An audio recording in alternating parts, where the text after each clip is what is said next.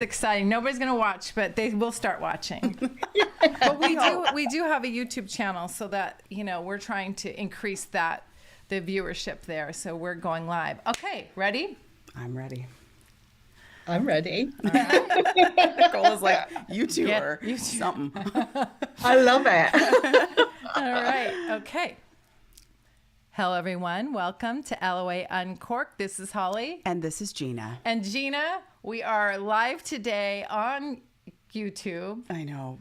God bless the YouTubers. With our soul sister. She didn't know it yet. Okay, I know. But with our soul sister, we've already Nicola adopted Humber. her. Okay, Yeah. Listen. Nicola, you have no idea. We share so many pivotal things. Mm-hmm. And we're connected in big ways. Big ways. So the first thing we're connected on is Gina is a manifesting generator just like you. So go check out our human design episode. Yep. And then I am an ex-finance person. Oh my High five. Oh, here we go. And I just became X. Just became X. Yes, because I'm unbinding myself. Is that a word? Unbinding. Yeah, it clearly is. Yes, it clearly Yeah. is. Okay, thank you. Thank you, Nicola. It is now, right? All right, let me talk and brag a little bit about our guest Please today. do. She's the author of 3 transformational books, Heal Your Inner Good Girl. I never thought I was a good girl. But I was way too good. yeah, I think you need to read that, Gina. And then we're obsessed with Unbound. That's her second. And then Unbound Writing, which I think we're going to get a prescription. She doesn't know she's our therapist today. Yep. Hopefully she's got her pad of I paper. hope Yeah, so. prescription pad. Yep. And she's also the badass founder of the Unbound Press, a soul-led publishing imprint for unbound women. I love this. I love this. I'm cherishing this woman already. Yeah. She wants us to help us create an unbound life. And so I just have chills just even talking about that, how beautiful that is. So she does help women to write the book their unbound self is calling them to write. And while she's growing a community and soul family readers and clients, she's also the creator of the Unbound Writers Club podcast, which is phenomenal. I love that. And the presenter of the Living Unbound show on Wellbeing Radio. Let me tell you where it's on. Okay, so listen. I'm so excited. We're so excited. We can't wait for can't this wait to hear conversation. you talk. And so, Nicola Humber, welcome to LOA Uncorked. Oh, thank you so much. Like, I am loving it here already. Definitely feeling the soul sister vibe. Yeah, I think we do. Like, I already kind of sense we'd have a lot in common. Like, sure. you're uncorked, I'm unbound. Like you said, all of the unwords. I'm just so here for it. Except for uncool and unfun. We're very, Oh, of course. we're Yeah, very yeah, much yeah, those two not things. here for Yes, that. right. Definitely. Right. Well, thank you so much for being here, Nicola. As Holly said, we were an A-lister guest today, and we were like, gosh, we got new equipment for you. Like we went all in to get ready for Nicola. We were not messing around today. So what we like to do in our podcast is just allow you a quick opportunity to kind of share the highlights of yourself and your story. I think it always grounds, for those that don't know you, grounds the rest of the conversation as we continue this live chat today. So if you don't mind, can you kind of share a little bit about yourself for our audience to hear? Yeah, absolutely. So, I mean, it's interesting talking about the financial background, because, I mean, to me, that feels like a lifetime ago. I was talking about it earlier today, actually, and it's like, I can't believe that I used to work in that environment. But up until my late 30s, I was a financial advisor, financial planner, like going into the office every day. But always knew that there was something else I was meant to be doing. It's like I followed what I would call the good girl path, like for most of my life up until my late 30s, like doing what I thought was expected of me, getting a good degree, getting a proper job, and, doing all of those things. And what I would call my unbound self was like calling to me, like, no, like there's something else that you're meant to be doing. And it was back in 2008 when I made the decision to leave my job in finance, like just, I think it was right at the beginning or in the midst of like the financial crash, you know, in 2008, 2009, and decided to retrain as a coach and a hypnotherapist initially. And I just thought, yeah, that's it. You know, I'll have a hypnotherapy practice, a coaching practice, and that'll be me. That'll be me all set. But actually, it was just the beginning of this journey, what I would call like walking the unbound path, like finding out who I truly am, becoming my fullest, freest self, and holding space for other women to do the same. And, you know, that led to me writing my first book, Heal You're in a Good Girl, then on to Unbound Writing. And starting a publishing company, which I never expected to do. Like it definitely wasn't part of the plan. So, but that's what the Unbound path is all about, is, you know, just following those breadcrumbs of inspiration to like I really feel now this is my soul work and this is what I'm meant to be doing in the world. I love that. And in your book, you talked about finding that purpose. And can you talk a little bit more about that? Because I think when you were saying you started as a hypnotherapist and a coach, and then you thought that you were going to do a weight loss thing because of the marketing. We've experienced the same thing. It's like, well, you should do this because it will make money. And we're like, oh, I'm not sure, you know. And can you talk about like really that path? And are you still on that path of unbinding? I'm still on the unbinding part. Yeah, Yes. it's a continual process. Yeah. Continual. Like, I don't think we're ever, you know, are we ever truly unbound? I don't know. I think there's always something to unbind from.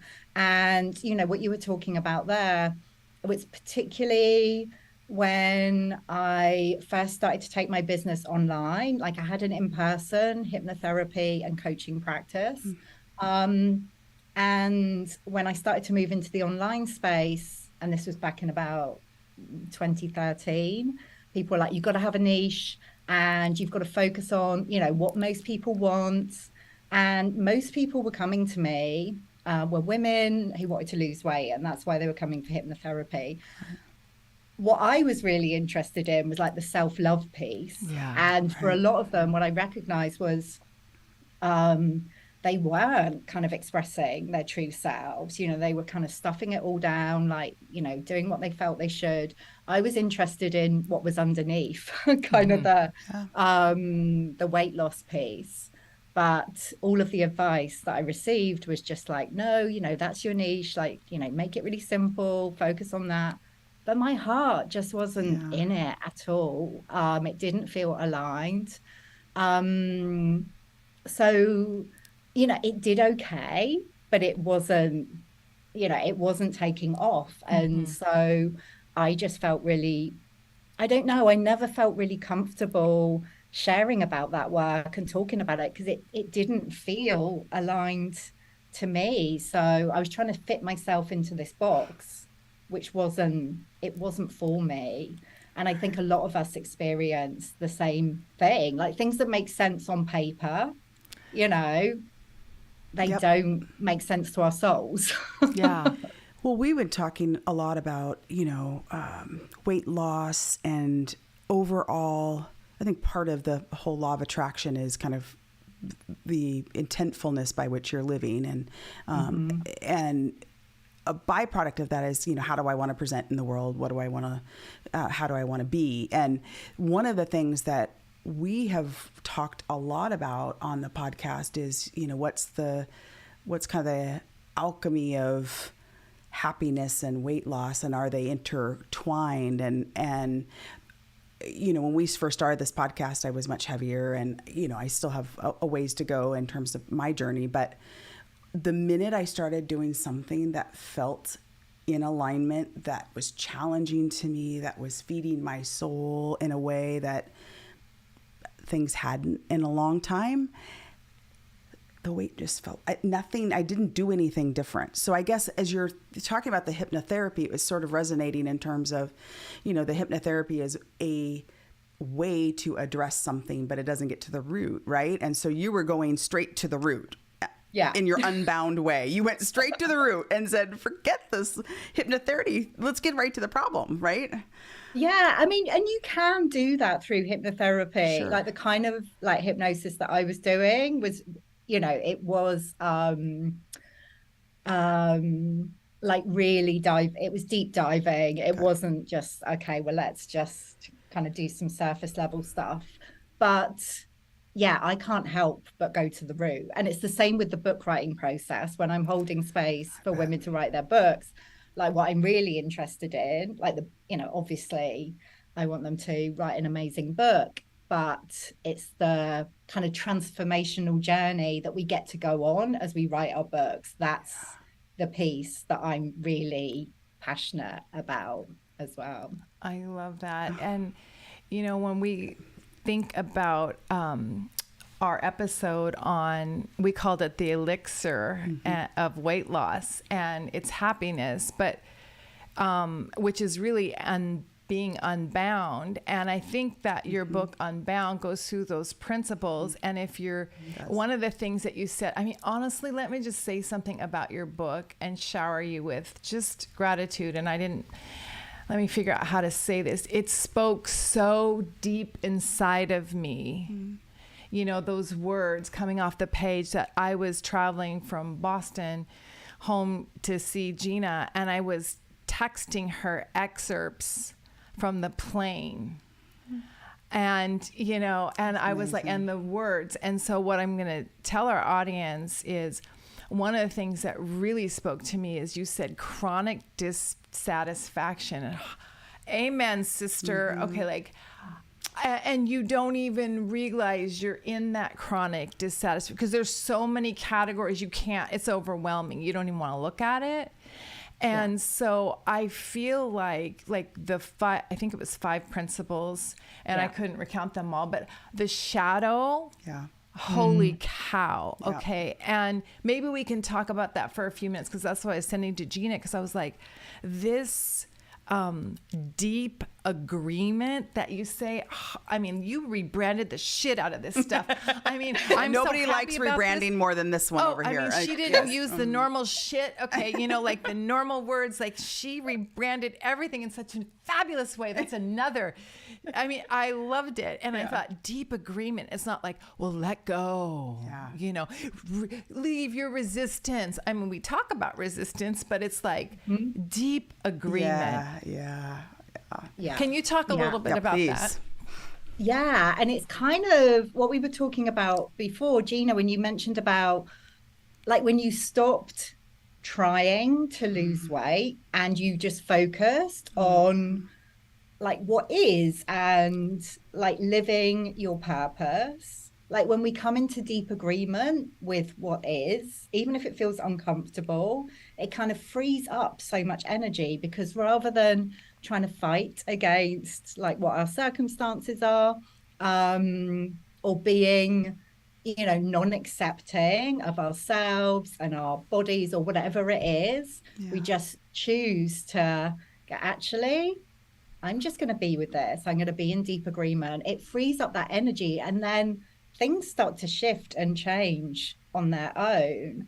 And one of the shadow pieces, Holly, you were talking there about the shadow, like the principle, which is like the alchemy of shadow integration. And an important aspect of that, which I talk about in the book, is in relation to our bodies as well. So those parts of us that in the past, there's parts of our bodies that we've kind of like felt really uncomfortable with, or judged, or felt shame around. It's like, actually, what is the gift in that part of my body? Like, what does it symbolize? And how can I like move into this place of like deep agreement and like celebration of that part of me?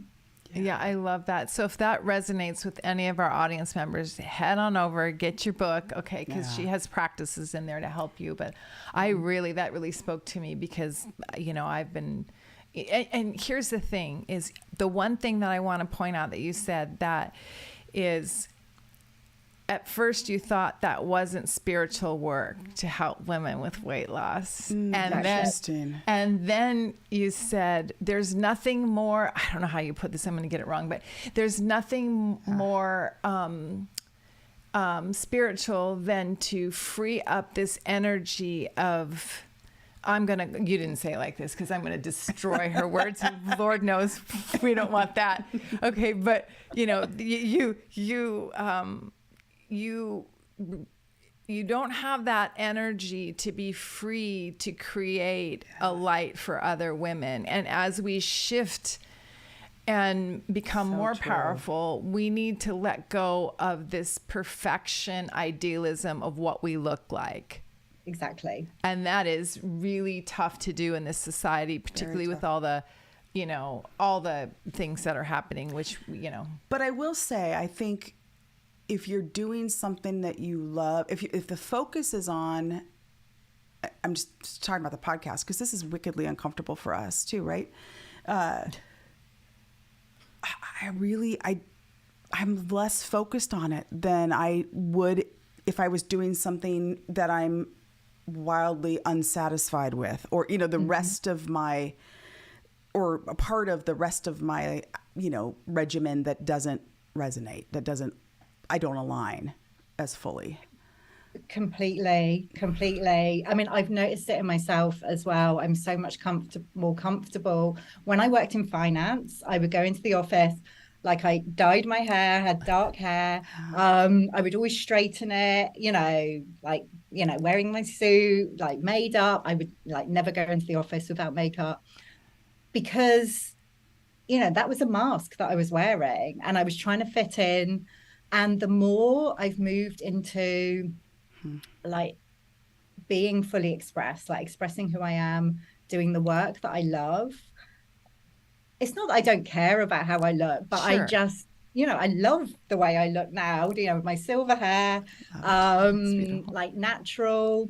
I, wear very little makeup, I wear exactly what I want and it feels amazing. But if I was trying to, do something that didn't feel aligned to me, I don't think I would feel so comfortable to show up as I am. So it really does. It makes a difference on so many levels when we give ourselves permission to unbind from these ideas about who and how we should be. Oh, so okay. So the process from, you in that finance role and the good girl, and then moving towards, your more authentic, true alignment, the unbinding process. Can you talk a little bit about that? How hard was it, and how long did it take you to find you? My goodness. I mean, there's definitely been many challenges along the way. And I would say, I feel I've unbound from a lot of the stuff, a lot of the kind of conditioning that I had bought into. Like I was saying, I don't think we're ever done. But I mean, so far the journey has been, wow, good to kind of 12 years or so. So, it's taken a long time. I think a lot of unbinding happened during the writing process of Unbound. Heal You're in a Good Girl was me really acknowledging, there's been this part of me, the good girl who wanted to fit in, please others, get it right. So that was really huge for me to acknowledge that. And that's where the idea of the unbound self started coming through. And I'd connected with the word unbound. I don't know if you know Danielle Laporte's core desired feeling. Yeah. So one of my core desired feelings was freedom, but that word, it just felt a bit bland. It's and I was looking up words that meant a similar thing. And as soon as I saw unbound, I was like, that's it, because it captures this idea that something has been previously bound and restricted. And so I suppose when I first started working with the word Unbound, it was about 2015 or something. So that's kind of 7 years ago. And it's been a continual process since of unbinding. And there's been lots of challenges along the way. I mean, I met my husband back in 2009 when I just started, I left finance. I just started, training to be a coach and a hypnotherapist.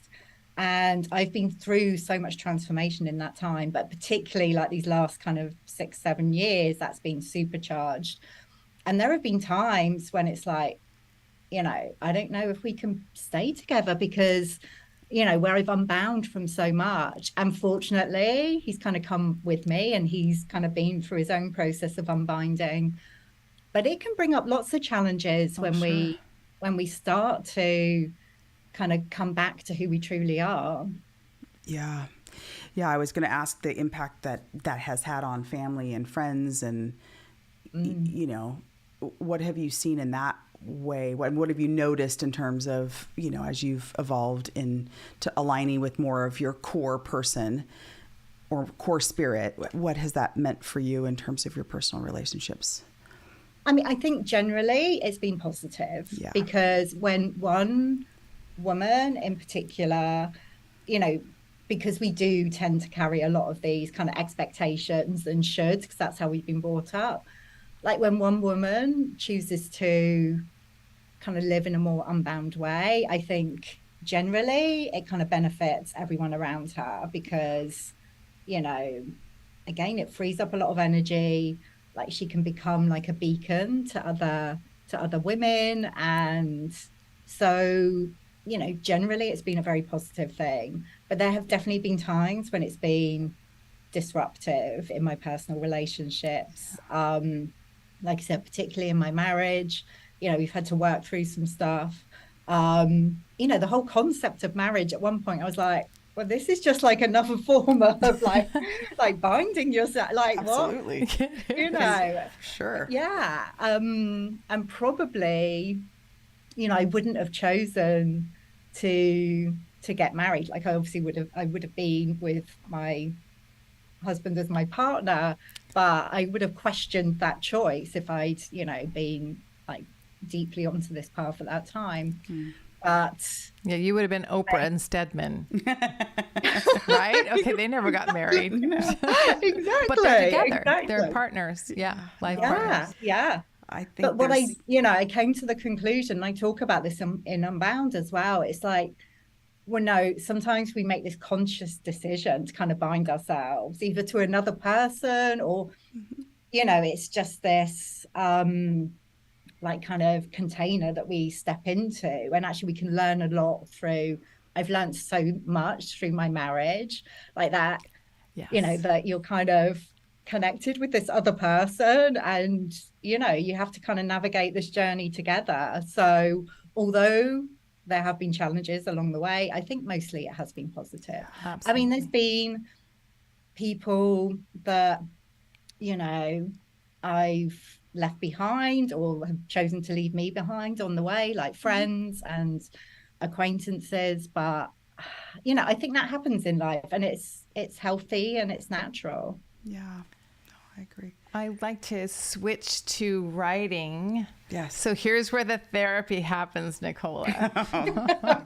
I know you have myths about what hold people back, but let me just tell you, Gina and I have tried to sit down and write a gazillion times. I personally have written I have a million starts and know nothing. Well, I do have a children's book, but oh, wow. That's amazing. I know. I thought it would be hard to write a children's book because it's like, less words, more visual. So I challenged myself and did it with a group out of New York City online. And I did complete that, but I think it was the group which you offer a lot of support. Okay. So I think it was the group that helped me actually finish that. Yeah. So tell us what is, actually you'll love this. We rebranded book as a pamphlet so it didn't scare us. We didn't want to throw up. We wanted to throw up with book. That's a 4-letter word. We rebranded it. I know. So we need a lot of help, Nicola. It's a pamphlet that we're trying to write. Okay. I love that. Whatever works. I mean, it is interesting. As soon as like people can write and they can talk freely, it's all good. As soon as we start thinking about books, it's like our minds start to play tricks on us. And it's like, who am I to write a book? Am I a good enough writer? How do you even write a book anyway? Who would want to read it? Like all of this stuff comes up. And really, a book is just a way of like communicating, of telling a story or sharing a message, which is, what we do all the time. Like we're doing it here on this podcast, but it's, for me, what we need to do when we're writing a book is kind of get out of our heads and like thinking about it as a pamphlet or whatever it is, like the way of communicating, just trying to simplify the process and recognizing that the most powerful writing comes when we just write as ourselves, like in our normal voices, rather than trying to make it all fancy and using like long words because that's what we feel we should.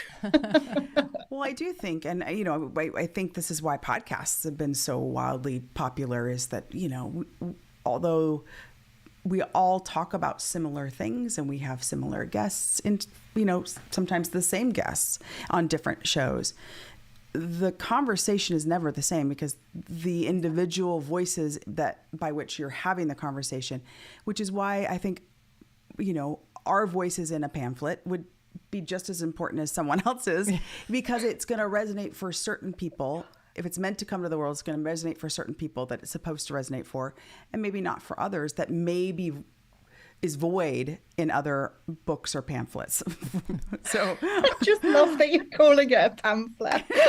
I kind of went to flyer because pamphlet's a big word. Flyer like Trader Joe's. Well, you might not know that, but we went to flyer and then we graduated from flyer to pamphlet. Yes. And then it was like, then we can't seem to hone in on exactly what we want to talk about because we just haven't been able to find that self and that through line that's important, right? Is it that you should write about the thing that has been hardest for you, kind of like you did to heal the good girl? Because one of the areas that we were talking about, and then writing, two people writing from their perspective, but we were going to have two voices in the book. We were going to talk about, like, and I think in your Unbound book you talk about this too, is we're so disconnected from our body. Our society is disconnected. And, Gina would talk about, like, my head doesn't feel connected. I'm like, what are you talking about? But it's then like I would floating around. But then I would, floating around. And then I would ask her, I would be like, well, Gina, and we'd leave a meeting because we were corporate executives and worked together, and we'd leave a meeting. I go, why do I feel so shitty? Okay. And I go, do I feel shitty or do I feel something else? How do I feel, Gina? Like she can tell me. What was that? And she probably could tell me because we know each other well enough, but I should know on my own, my feelings. So, I mean, that's a thing that you talk about in your book too, is, being in your body. Yeah, absolutely. And there's a couple of things that I want to speak to there. The first is, you spoke there about how a lot of us are talking and maybe writing about similar things. And it's like, oh, well, is there any point in kind of writing another book about this or a pamphlet or a flyer or whatever it is? I've got to say, I used to live in the States and I love the Trader Joe's. Oh, yes, okay, you know the flyer. Yes, that's right. Okay, yeah. They do a good job with the flyer. We will do a good job with our flyer also. I get that reference. But that's the thing, like everybody brings their own voice and their own perspective, and your people need to hear it from you. Like, there's so many podcasts out there, but there are people out there who need to hear your voices. And so, like, everyone brings their own energy to it. And I always think it's a good thing if lots of people are talking about the same thing. It just shows that it's really important and it needs to be out there. And the second piece is, I feel it is really powerful to write about what's been most challenging, because that's like really rich and juicy. And also, like, sometimes that's the starting place when you're writing, and just letting the writing journey take you to where it wants to go. Because when I started writing Unbound, I had the word. I knew it was about living unbound, but I certainly didn't start with like the 5 principles of living unbound. They came through the writing process. Right. So it's just like starting to write and knowing, rather than waiting for the clarity, like you write for clarity. And as you write and you allow yourself to go on the journey, it becomes clear what the book or the pamphlet or the flyer wants to be. Yeah. Well, I think that's a little bit of personal development that we could be better at is, as corporate executives, you kind of go in with the outline and the intent, and, you're putting, you put something together with like this end goal in mind, and you start there and work backwards to build the documentation. And, the unbound creative versions of Holly and Gina are going to have to like go on a different journey to get to the end result. Well, I have a question about this, though. I was thinking as you were talking, Nicola, do we have to be healed before we begin the writing process? Because I feel like I'm a fraud. We feel like we're a fraud. And I believe, so that's one thing. And then I want to talk about, I believe we get downloads from spirit, or, we get that creative spark wherever people think it comes from. And I believe in that, but I don't believe that I'm healed. So why would I talk about it? Being healed. Yes. Yeah. And I think that's what stops a lot of people from writing, this idea that you've got to be totally sorted, you've got to be healed, you've got to be like completely done, you've got to be an expert, have it all figured out. And actually, we've been talking about this all the way through. You never really get to the point where you're completely 100% healed, or, for me, completely 100% unbound. And it's really powerful just to take your readers on the journey with you. Yeah. Like there's always going to be somebody who's, a couple of years kind of back down the line in the same place that you were, maybe when you were both like working in corporate, and just, want that inspiration. They want to hear from somebody who's on the path. Yeah. And I think it's much more interesting to read a book or hear somebody speak who acknowledges that they're still on the journey, rather than somebody who is trying to present this image that they've got it all together, because nobody has. Really. Thank goodness Nicola's confirmed this for me. I've always questioned. I'm like, do they?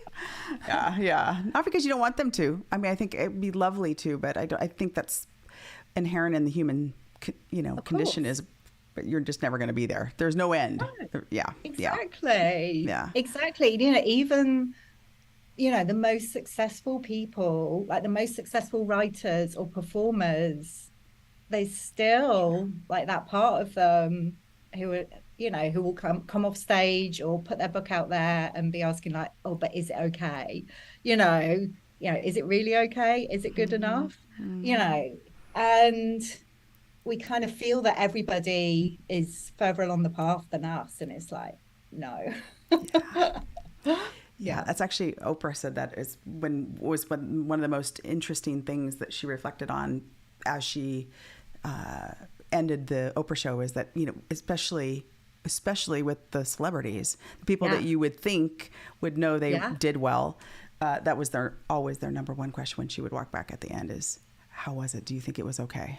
Exactly. Every single time. Yeah. Exactly. Good perspective for us all. I love hearing that, because we all feel it. Whenever I put a book out there, it never feels completely perfect. It's like, oh, but I could have put that differently, or, if I just waited a couple of months, I would have had this new perspective and I could have put that in. And that's what I find when, the women that I hold space for are writing their books. It's like allowing it to be enough, allowing it to be complete, even though obviously you've got more living to do and more wisdom to kind of kind of come back to, which could go into the book. It's like, no, that's enough. There's a lot of value in the book already. Mm-hmm. Well, we could like write a series of pamphlets or flyers. Yeah, like, exactly. Right? Just There's like Trader Joe's, they come out with one. a monthly or weekly or whatever they do. Like we could do more as we evolve and grow, right? We could. For sure. Okay. Well, I feel better.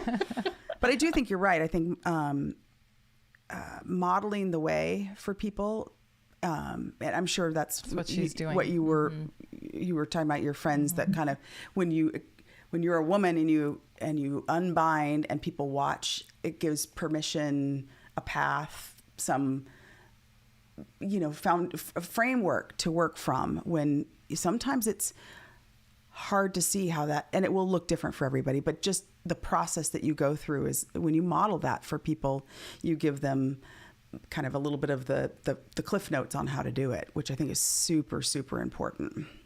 Completely. A simple example of that is when I made the decision to stop dyeing my hair and let my natural gray silver come through. It felt really uncomfortable at first. I was like, oh God, when it's just coming through. But after a while, just when I was out on the street or at events or whatever, I'd always get women coming up to me going, oh my goodness, I love your hair. I wish I would love to do that. I wish I was brave enough to do it. And I think because of the pandemic, where people couldn't kind of go to the hairdressers, like more and more women are doing this now. But I feel just seeing somebody else who's made that decision, and I'm not saying it's right for everybody, not at all, but it's just an example of that. When we make these choices, and particularly when we're visible with those choices, in the way we express ourselves or the way we show up, it just kind of inspires other people without us even knowing a lot of the time. Absolutely. I mean, yes, when we shift, the world shifts. Completely. Yeah, even with those, what you think don't matter, they do. And people are watching, people can feel it, even if it's not watching. Yeah. That's right. Yeah. I love that. So you have a publishing company. You have you have so many things She's a mogul. going on. She is. Yep. She's a mogul. I like that. I know. It's a mogul with Yes, an M, capital M on the mogul. Let's just call it what it is. It is. She's a mogul. I know. So Nicola the mogul. I almost got that wrong. So how are you helping people today? You've got a podcast, you've got Listen People. She's got so many free things on her website that can help you unbind yourself and write your beautiful book. And we'll definitely put all that in the show notes. Absolutely. For folks. And so what are you doing with your time helping women right now? Yeah. It's all about the writing. Holding space for women to write their books and publish their books with the Unbound Press. And, I'm not alone in that. I've got an amazing team at the Unbound Press as well. Just helping women to write and publish their books in a way where they do get to express themselves fully. And through the publishing process, they really have that space held for them. I always say, the team at the Unbound Press, all of them are amazing at what they do, whether it's editing, design, but they're all incredible space holders as well, because it's an emotional journey when you're writing a book, especially when you're bearing your soul, telling your story. You've spoken about how vulnerable it can feel. Yeah, very much so. So just having somebody there who gets it and is really holding space for that, for me, that's a really important part of the process. It's not just about the kind of nuts and bolts of publishing. It's the spiritual side of it and the emotional side of it and the transformational process that we go through. So that's I've been saying all the way through, that's the part that I'm really passionate about. She's a spiritual cheerleader. I know. And a mogul.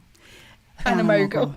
Well, and we've talked a lot about this just privately with people who podcast and then who know us, and then also on the podcast we've talked about it a few times. But I think I can't imagine doing a podcast or doing this kind of work, whether it's writing a pamphlet, doing a podcast, you know, all of these sorts of things where there's just a great deal of vulnerability and exposure without someone like Holly, who I feel she holds the space for me. I work hard and hold the space for her, and we're so very different, and yet we're aligned on the core tenets and philosophies in life. And she gives me permission to be who I am and show up how I am and bring what I bring. And I know what gifts and talents and hype and rebranding skills she brings to the table. And I just can't. So for writers who don't have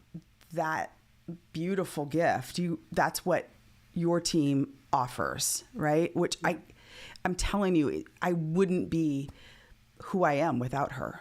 There's no way. The work would not be the same without her. I love that.